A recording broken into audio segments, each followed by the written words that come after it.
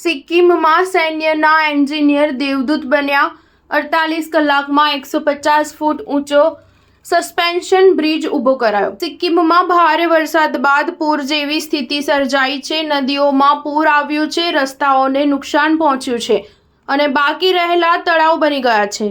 અનેક સ્થળો પર ભૂસ્ખલનના કારણે રસ્તા બંધ થઈ ગયા છે। ભારે વરસાદના કારણે કેટલાક વિસ્તારો સાથે સંપૂર્ણ સંપર્ક તૂટી ચૂક્યો છે।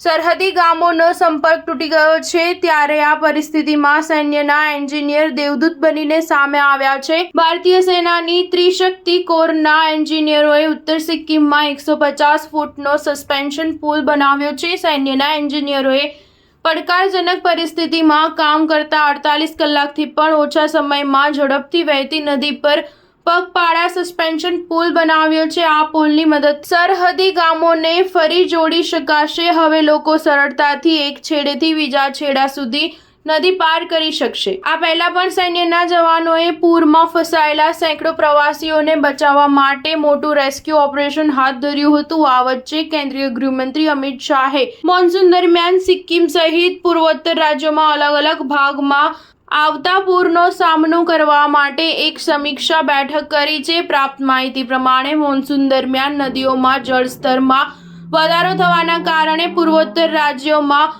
મોટું પૂર આવે છે। ચોમાસા દરમિયાન સિક્કિમ, આસામ, મેઘાલય અને ત્રિપુરા જેવા રાજ્યોમાં પૂરનું પાણી ભરાઈ જાય છે।